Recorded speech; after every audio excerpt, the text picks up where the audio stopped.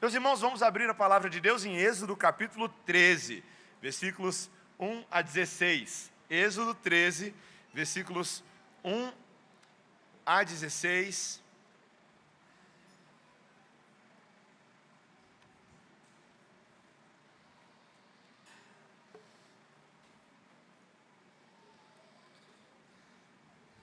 E um último aviso, enquanto nós vamos abrindo, nós, meus irmãos, temos tido a alegria de ter uma igreja com crianças. Que bênção! A gente tem as crianças no culto porque cremos no princípio bíblico que as crianças devem participar do culto a Deus, adorar e aprender a servir a Deus em culto como igreja. E ao mesmo tempo nós sabemos, e eu sou pai também, eu sofro às vezes com os meus filhos, às vezes nossos filhos podem ficar um pouquinho agitados, então duas coisas são sempre necessárias, tá?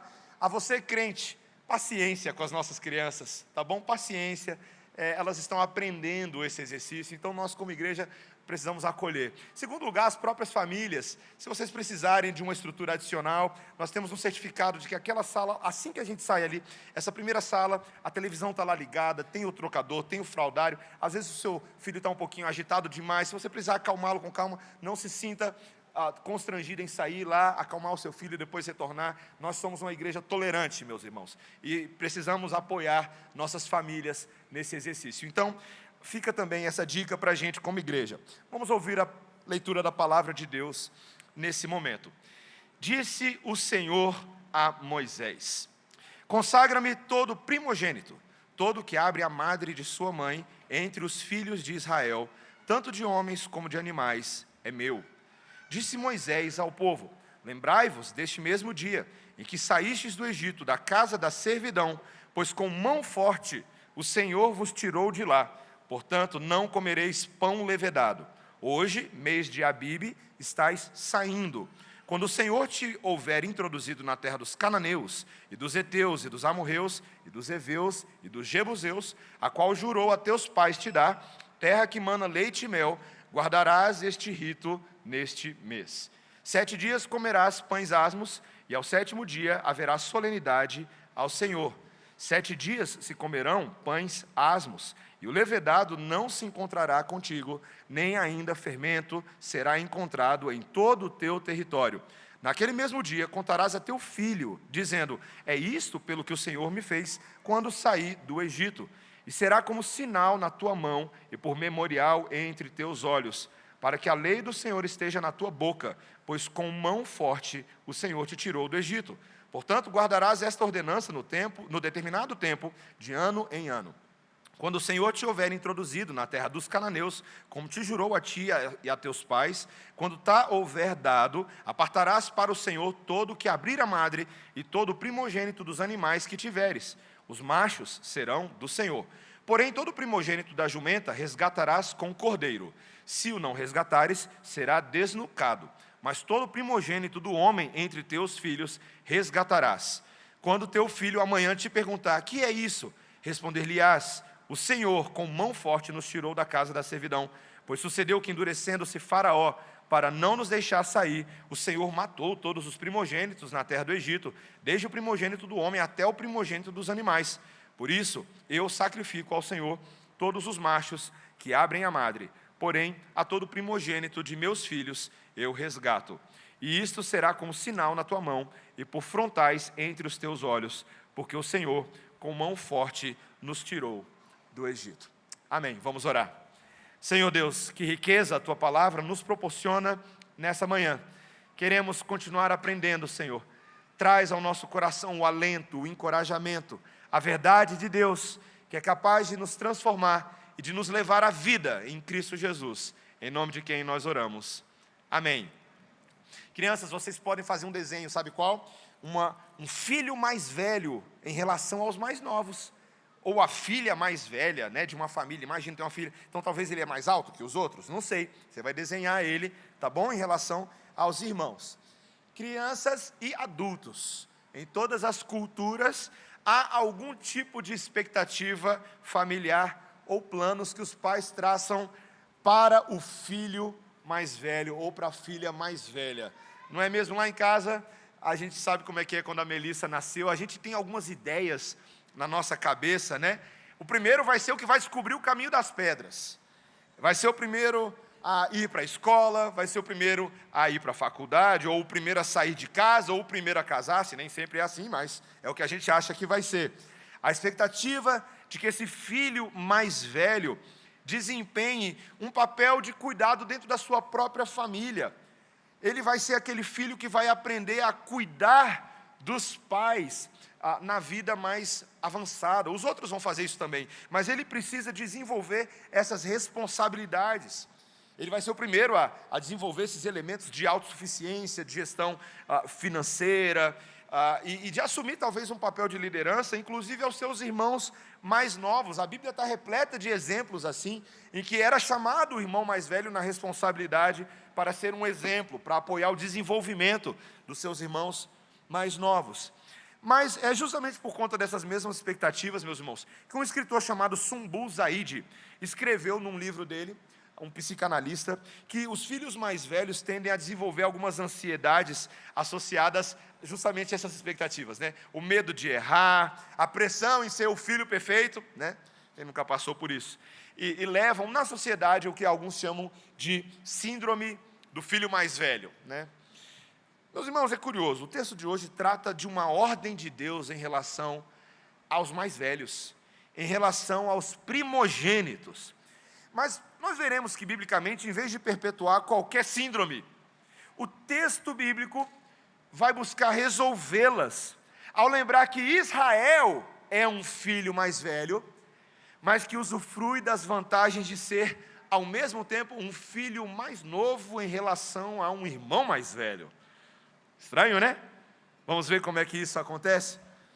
O texto mostra claramente, meus irmãos, a instituição da festa dos pães ázimos, ou pães ázimos, mais uma instituição na vida cerimonial de Israel, mas que nos ensina 3 lições preciosas nessa manhã, meus irmãos.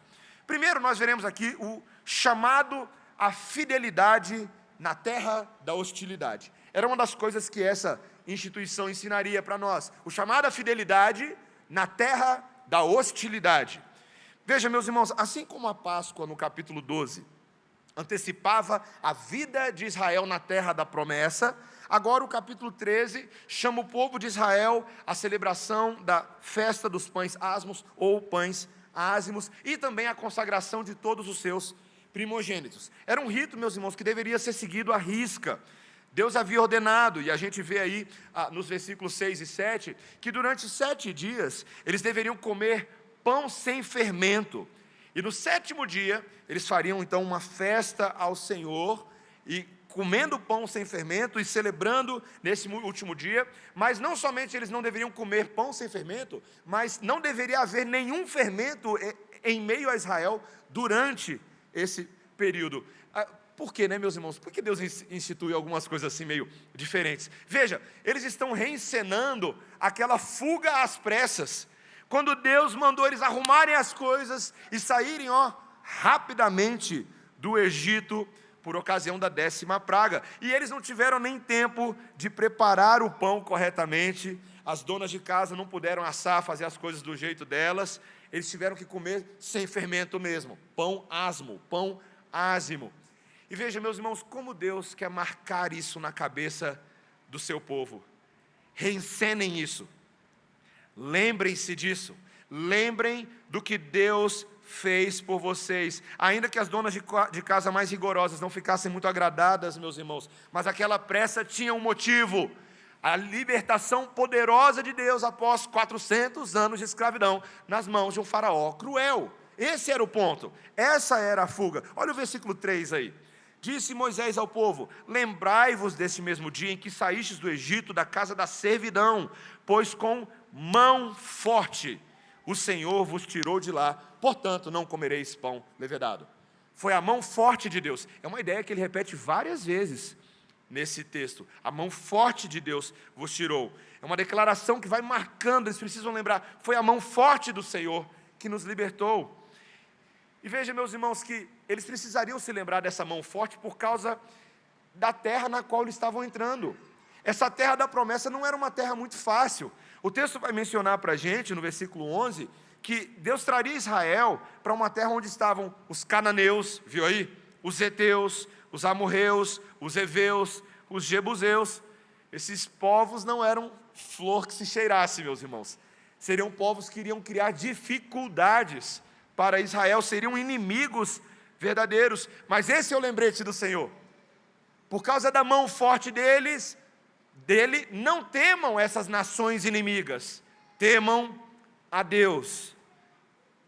Meus irmãos, o tempo inteiro a Bíblia está nos ensinando que é possível continuar mantendo os ritos de uma vida de adoração e de serviço a Deus de forma consistente, mesmo num contexto hostil e de oposição ao Evangelho. Todo mundo gosta aqui do Salmo 23, né? Todo mundo gosta. Salmo 23 está no quadrinho de casa de alguém aí. Alguma casa tem. Você escreveu ele em algum momento esse ano, numa cartinha que você deu para algum amigo, alguém que estava passando dificuldade, está lá, Salmo 23, um dos mais famosos da Bíblia. E eu fico fascinado, meus irmãos, a maneira como Davi confia no seu pastor, de tal maneira que ele diz que mesmo no vale da sombra da morte, ele não temeria, a ponto dele dizer, no Salmo 23, versículo 5, preparas-me uma mesa na presença dos meus adversários. Uma mesa na presença dos meus adversários. Um Deus que cuidaria, que ungiria a cabeça dele com óleo, que faria o seu cálice transbordar, mesmo diante de inimigos. Meus irmãos, não era só Israel lá atrás. Hoje nós também enfrentamos a nossa dose de cananeus, heteus, jebuseus, heveus, não é? A gente lida com isso. Nós sempre teremos conosco os debochados e desbocados, né? Que nos perseguem por causa da nossa fé, farão chacota conosco. Mas você enfrentará também outros tipos de cananeus, heteus, jebuseus mais interiores, mais difíceis. As velhas preguiças de acordar para o culto às 9 horas da manhã. Você vai enfrentar esse cananeu dentro de você. A preguiça de ir num grupo familiar depois de um dia longo de trabalho. A tentação de viver de aparências e não de substâncias. E veja, não são só os jovens que são tentados a isso hoje. Todos nós somos. Você sempre vai jogar a sua culpa da falta de tempo para as coisas de Deus, seja no seu trabalho, nos seus estudos, na canseira da casa que está bagunçada e eu tenho que arrumar minha casa, pastor. No seu cônjuge, ou nos seus filhos, ou porque você está cansado de crente. Meus irmãos, sempre haverá pretexto para a filosofia do Homer Simpson na vida cristã. Sabe qual que é a filosofia do Homer Simpson, velha? Se a culpa é minha, eu boto ela em quem eu quiser. O crente sabe fazer isso, meus irmãos. Sabe por quê? Porque o nosso papai Adão era bom de fazer isso lá no Éden. E a gente faz isso também. Mas, meus irmãos, lembre-se que Deus trouxe você aqui hoje pela manhã, mais do que nunca, para lembrar que nós contamos com um manancial ininterrupto da graça de Deus em Cristo para superar esses cananeus interiores e exteriores com os quais nós lidamos, para perseverarmos em fidelidade, em consistência, nos ritos litúrgicos que moldam o nosso coração na vida cristã. Meus irmãos, esse mesmo Salmo 23, ele termina dizendo, bondade e misericórdia, o quê? Certamente, certamente me seguirão todos os dias da minha vida, e habitarei na casa do Senhor para todo sempre. Meus irmãos, está vendo? Como você precisa não só decorar, mas meditar no significado do Salmo. Bondade e misericórdia nos seguirão todos os dias, certamente, é uma garantia que Deus faz a Davi e Ele faz a nós. Por isso que nós devemos ser fiéis na terra da hostilidade. Esse era o primeiro ponto. Mas em segundo lugar, agora veremos a importância nesse rito que Deus está nos dando, a importância da consagração do primogênito. Tá? Segundo lugar, a importância da consagração do primogênito. Veja, meus irmãos, além do sacrifício anual da Páscoa, Israel agora era chamado especificamente para consagrar ao Senhor todos os primogênitos de Israel, quer fossem animais, quer fossem humanos. Como ele fala aqui, o primeiro a abrir a madre, o primeiro a sair. E meus irmãos, consagrar, eu sei que a gente usa essa palavra com alguma frequência, mas consagrar significa tornar algo santo por meio de dar aquilo a Deus.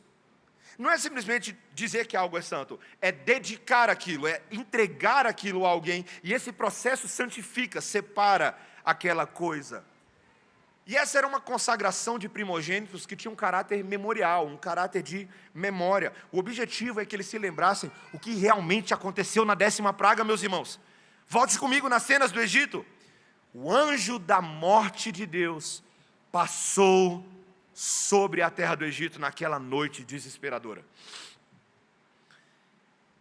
E quando isso aconteceu, o choro e o grito se ouviu nas casas, porque os primogênitos egípcios morreram. Mas os filhos dos israelitas foram poupados por causa do sangue que havia sido pintado nos umbrais das portas. Eles precisavam se lembrar disso, meus irmãos. Mas é curioso, porque a Bíblia está dizendo que não só Deus fez isso, mas agora, porque Ele fez isso, Ele está reivindicando para si esses primogênitos que Ele mesmo poupou. Ele está falando, eles são meus, Israel, são meus. Lembrem-se disso, eu salvei a vida deles, portanto eu tenho direito a eles. Se eu fiz isso, eu faço o que eu quiser com eles. Meus irmãos, Deus estava ensinando agora os israelitas a importância, e aqui existe uma pedagogia, eu não quero confundir vocês, mas Deus vai falar que agora eles precisam resgatar, pagar um preço de resgate, como se eles tivessem que comprar de volta. A palavra resgate, ela significa literalmente isso, dar um valor, na Bíblia, tá? O hebraico é dar um valor para comprar de volta, para obter de volta. Então Deus quer ensinar, agora eu quero ensinar vocês, a vocês pegarem de volta para vocês esses primogênitos. Ainda são meus, mas vocês vão pegar de volta, vocês vão resgatar. E a ordem é interessante, olha o versículo 13, olha o que ele diz. Porém, todo primogênito da jumenta resgatarás com cordeiro. Se o não resgatares, será desnucado, mas todo primogênito do homem entre teus filhos resgatarás. Para resgatar ali a primeira cria de jumentos, eles tinham que usar como substituto um cordeiro. Isso, meus irmãos, porque os jumentos eram considerados animais cerimonialmente impuros. Então eles não poderiam ser ofertados em sacrifícios na vida de Israel, como você faria com bois ou com cordeiros. Então você tinha que pegar um substituto, um cordeiro, para resgatar aquele jumento.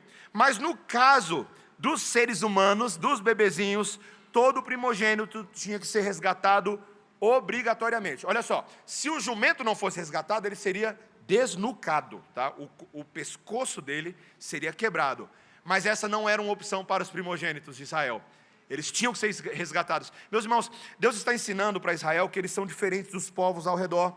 As nações ao redor faziam sacrifícios humanos, muitas vezes, aos seus deuses, para serem apetecidos, para serem aprovados.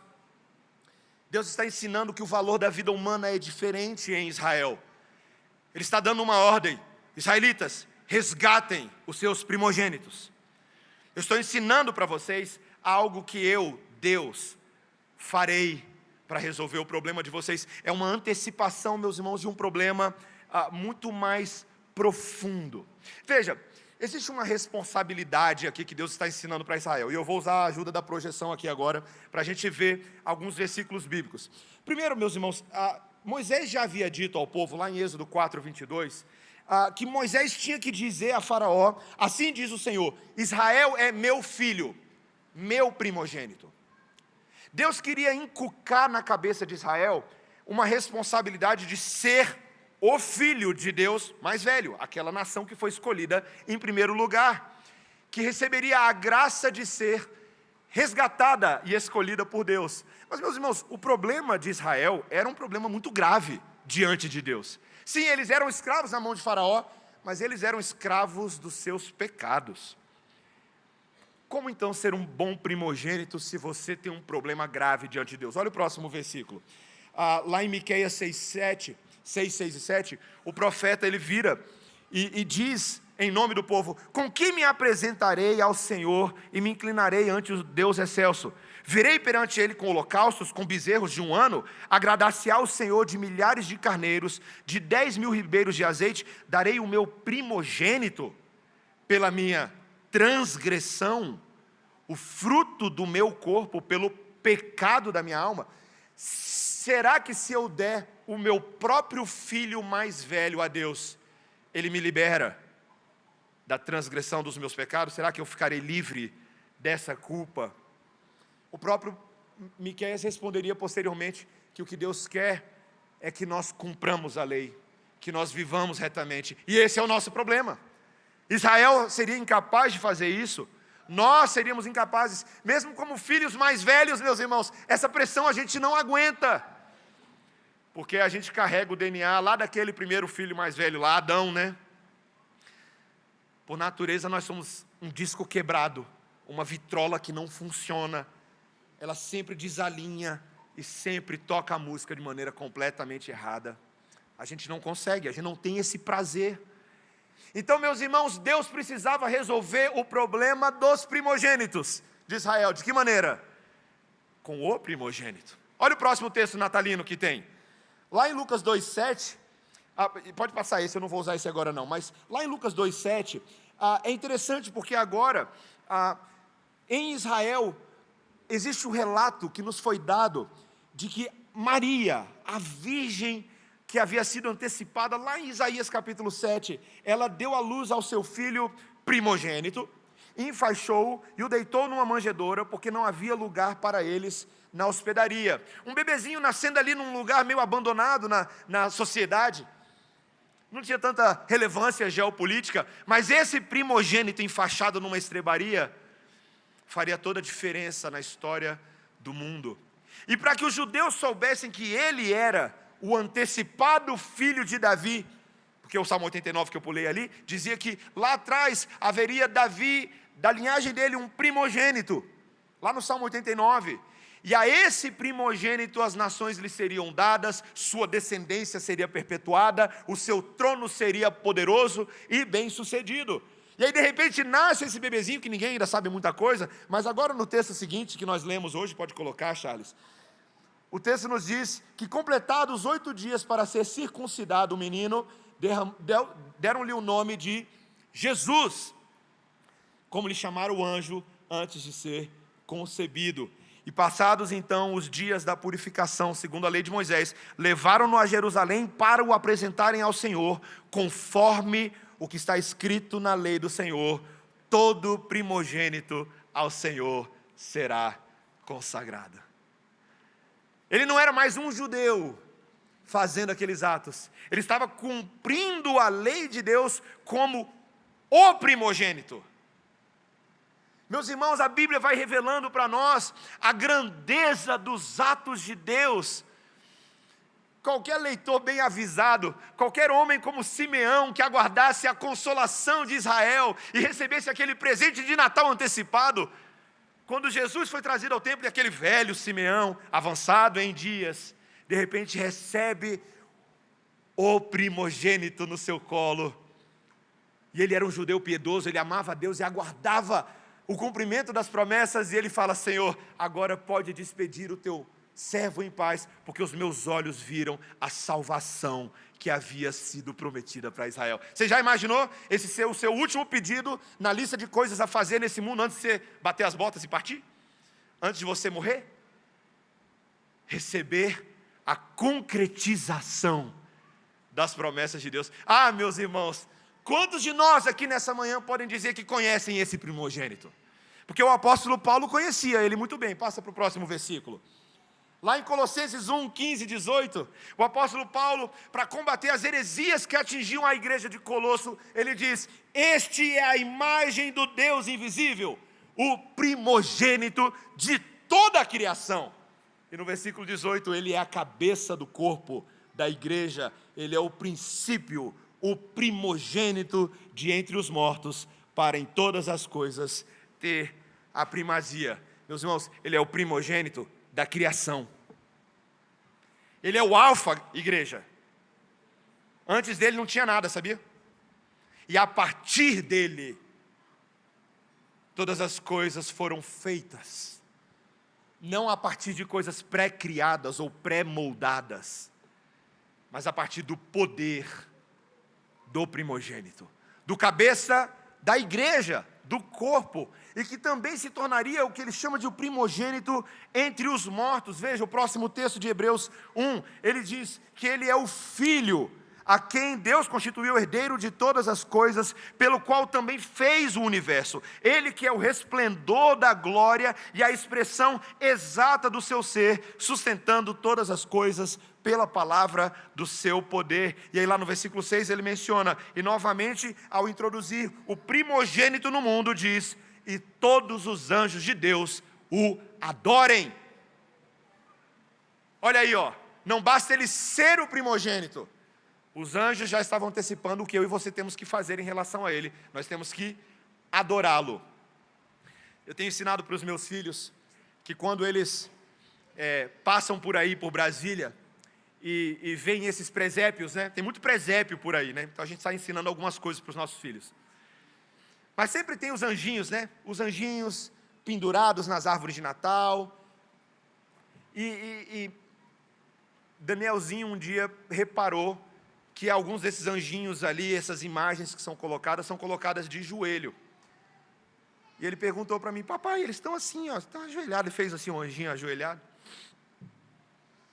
Eu fiquei pensando, meus irmãos, como é que é possível os homens se atreverem a fazer tantas imagens de coisas invisíveis e não entenderem o significado delas? Por que que os anjos, tão grandes em poder, se prostram? Porque ainda que eles sejam enormes, eles não são nada perto do Filho de Deus, o primogênito. Só um deve ser adorado. Em Colosso, um dos problemas lá da igreja de Colosso foi o culto aos anjos. Aqui em Brasília eu lembro, alguns anos atrás, um problema aí, de algumas igrejas evangélicas que estavam flertando com umas maluquices aí de culto a anjo. Eles não falavam assim, mas eles ficavam falando no meio do culto, anjo Gabriel, anjo não sei o quê. Pura besteira, pura tolice do coração dos homens. Anjos não devem ser adorados, porque os próprios anjos se prostram e se adoram e cobrem suas faces, cobrem os seus pés com suas asas diante da glória do primogênito de Deus. Ele tem que ser adorado. E vou te falar uma coisa, se até os anjos adoram ele, é melhor você começar a se ajoelhar agora mesmo. É melhor você começar a prostrar a sua vida diante dele agora mesmo. E não só por temor e reverência à santidade de Deus, meus irmãos, mas porque esse primogênito, ele nos foi dado por amor voluntário. Olha só o texto de Apocalipse, capítulo 1, versículo 5. E da parte de Jesus Cristo, essa é a introdução de Apocalipse. João escreveu, da parte de Jesus Cristo, a fiel testemunha, o primogênito dos mortos e o soberano dos reis da terra. Aquele que nos ama. Meus irmãos, o primogênito nos ama. Louvado seja o Senhor. Ele nos ama, igreja. E pelo seu sangue nos libertou dos nossos pecados e nos constituiu reino, sacerdotes para o seu Deus e Pai. A Ele a glória e o domínio pelos séculos dos séculos. Amém. Ele abre a carta assim, tá? Não é a doxologia final da carta. Ele está abrindo a carta. João já está assim, ó. Celebrando a Deus, o primogênito dos mortos. Você percebe, meus irmãos, que Ele é o primogênito que se entregou, como o texto diz, para nos apresentar agora ao Pai. Meus irmãos, esse primogênito estava cheio de segundas intenções. Na verdade, eu diria que são primeiras intenções. Olha só o próximo versículo, que a gente ama tanto. Lá depois de, sabemos que todas as coisas cooperam para o bem daqueles que amam a Deus. Mas olha o que vem lá. Porquanto aos que de antemão conheceu, também os predestinou para sermos o quê? Conforme a imagem de seu Filho, a fim de que ele seja o quê? O primogênito entre muitos irmãos. Jesus, meus irmãos, ele se tornou o nosso irmão mais velho nessa equação. Imagina, você não somente adora a Ele como Senhor, mas você pode dizer que você é da família do seu irmão mais velho. O seu irmão mais velho é Jesus. Você já imaginou você tirar onda desse tanto? Você falar assim, ó, deixa eu te falar um pouquinho sobre a minha família, né? Existem muitas famílias importantes no mundo, mas nenhuma se compara à minha família. O meu irmão mais velho me predestinou desde antes da fundação do mundo para que eu seja como ele, para que eu imite a ele, para que eu adore a ele. Meus irmãos, não adianta você gostar de Romanos 8, 28, sabemos que todas as coisas cooperam para o bem daqueles que amam a Deus. Não adianta você sequer saber sobre a doutrina da predestinação, que nós fomos escolhidos antes da fundação do mundo, se você não sabe para que nós fomos escolhidos. Está aí, olha, para adorarmos o nosso irmão mais velho, para servirmos a Ele, para sermos como Ele. Meus irmãos, você consegue imaginar que nós fazemos parte de uma igreja de primogênitos? Passa para o próximo versículo aí. Olha a esperança do autor de Hebreus, que desceu a cacetada no livro de Hebreus, foi firme, foi duro, confrontou o pecado, exerceu disciplina eclesiástica, mas olha só, mas agora vocês que estão sendo aí testados no deserto desse mundo, basicamente esse é o livro de Hebreus, tá? Mas tendes chegado ao Monte Sião e à cidade do Deus vivo, a Jerusalém celestial e a incontáveis hostes de anjos e a universal assembleia e a igreja dos primogênitos arrolados nos céus, e a Deus, o juiz de todos, e aos espíritos dos justos aperfeiçoados. Meus irmãos, uma igreja que o cadastro de membresia, de arrolamento, são dos primogênitos arrolados nos céus. Aqui na igreja celeste, na igreja terrena, pode até acontecer de dar um problema no sistema e o seu nome apagar. Ih, rapaz, meu nome não saiu na lista dos aniversariantes do boletim desse domingo. O que aconteceu? Deu algum problema no sistema. Meus irmãos, o sistema de Deus não dá problema. Porque quando Ele arrola o nosso nome no cadastro de membresia celestial, quem garante a manutenção e a sustentação disso é o próprio Filho de Deus. Nós estamos nesse cadastro, debaixo do juiz de todos, para sermos santos e aperfeiçoados. Estamos nessa trajetória rumo a Sião, a uma Jerusalém celestial, a um povo de aperfeiçoados, de primogênitos. Que coisa maravilhosa, meus irmãos, que chamado grandioso que nós nos encontramos nessa manhã.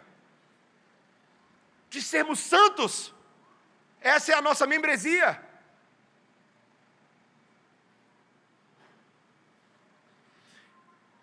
Meus irmãos, Cristo nos chamou para isso.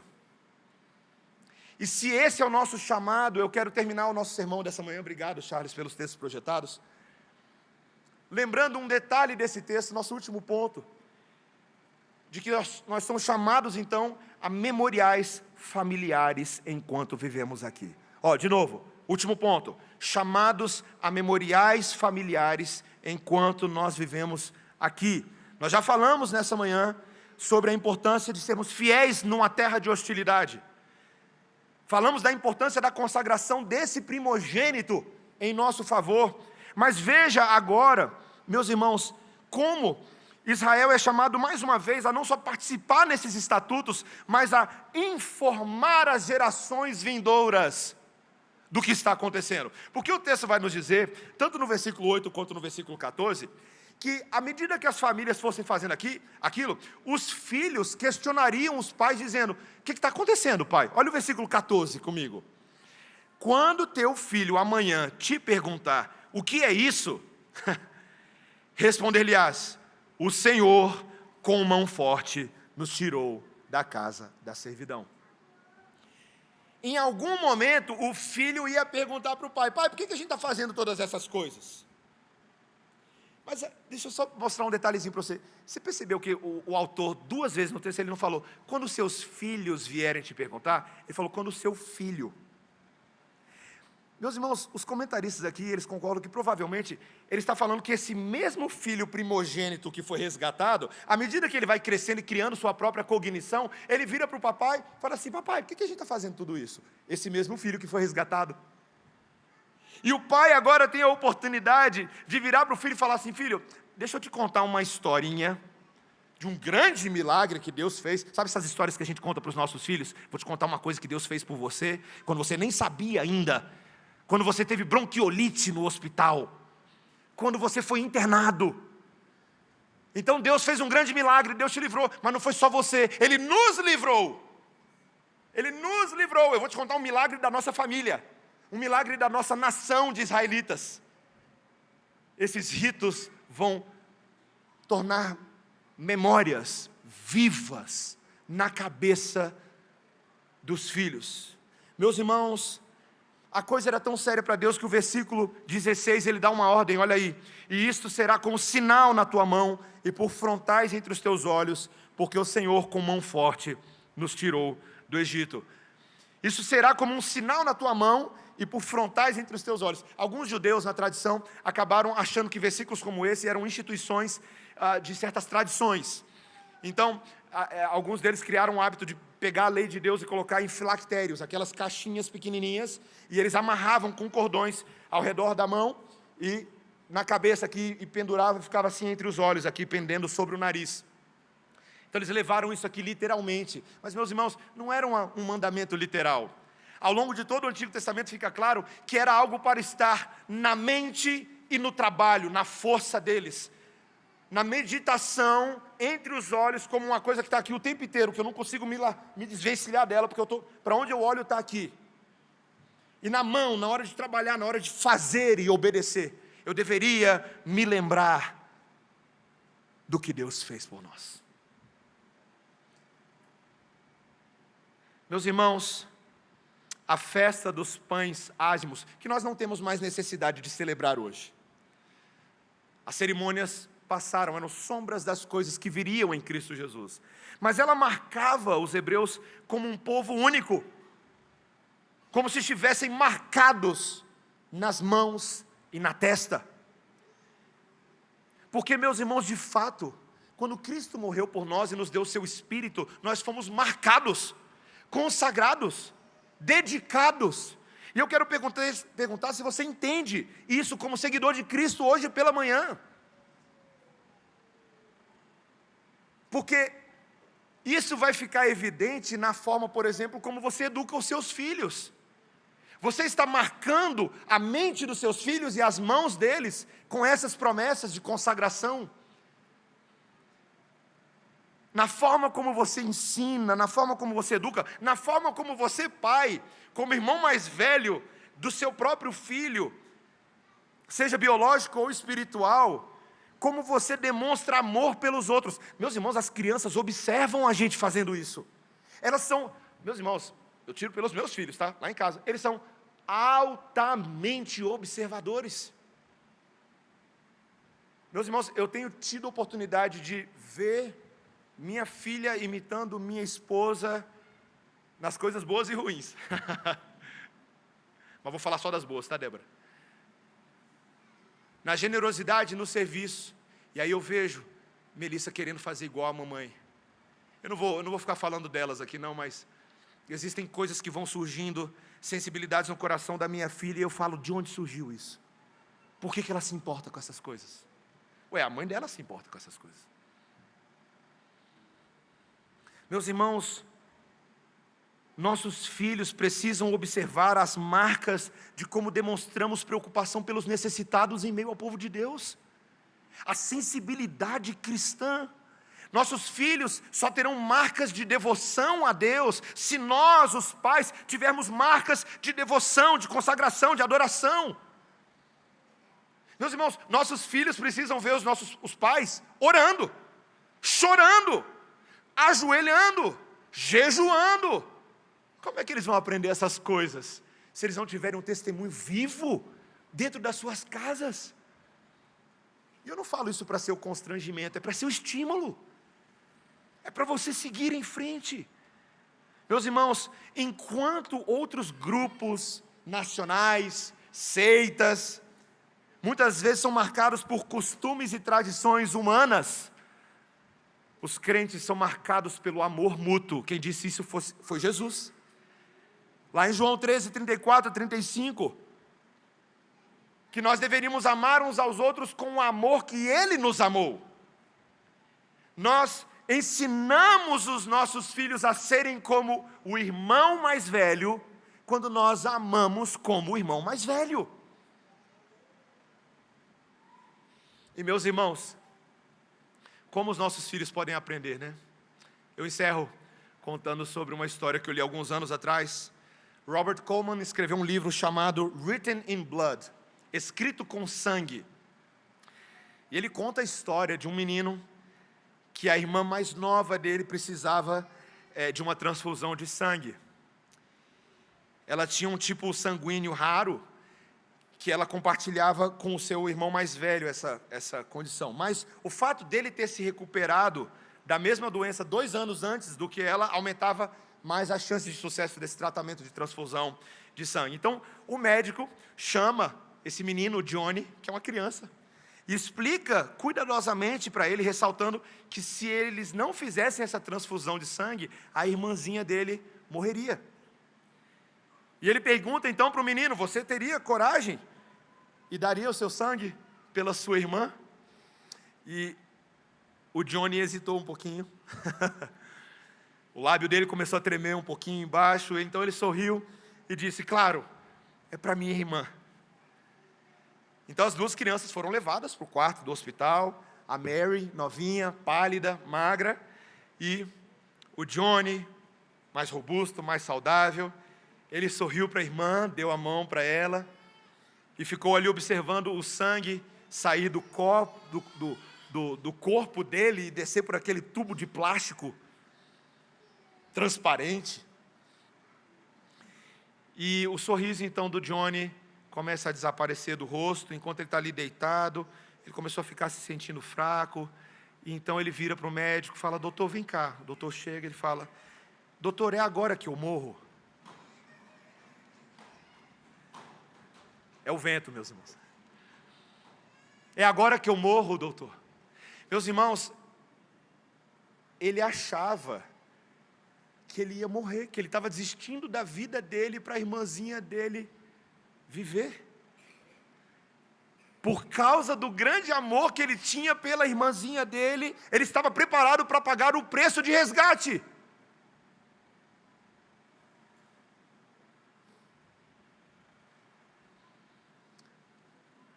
Até criancinhas podem imitar Jesus,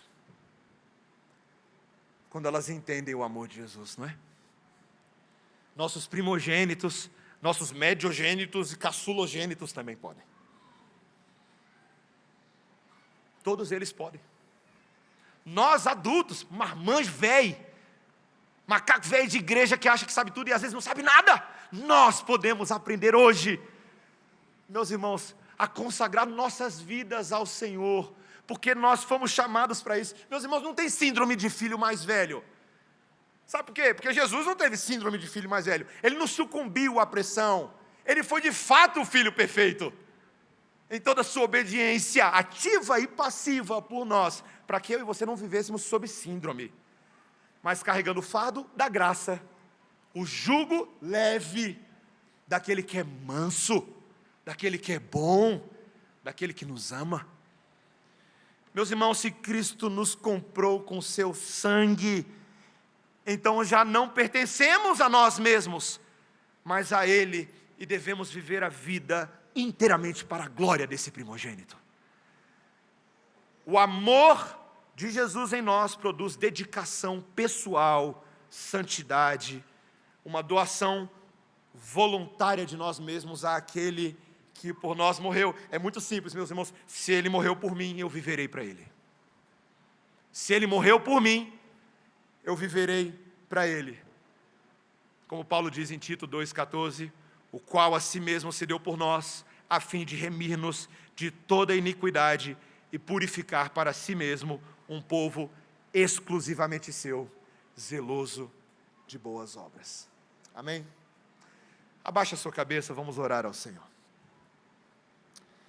Deus bendito, louvado seja o teu nome nessa manhã, Senhor. A palavra de Deus nos revela claramente de que nesse momento nossas vidas, o nosso corpo é santuário do Espírito Santo, porque o Espírito Santo está em nós, e nós recebemos o Espírito da parte de Deus, e nós não somos de nós mesmos, porque fomos comprados por preço, Senhor. Agora, pois, Senhor, santifica a igreja e nos ajuda a glorificar a Deus com os nossos corpos, com as nossas vidas. Certamente, o nosso sangue é incapaz de tirar pecadores do inferno. Mas nós podemos, Senhor, em resposta ao grande amor de Deus, sermos como primogênitos consagrados a Deus, como um Israel de Cristo. Irmãos mais novos que admiram o irmão mais velho. Muito obrigado, Senhor, pela Tua palavra nessa manhã. Consola, conforta e encoraja o Teu povo, em nome de Jesus. Amém.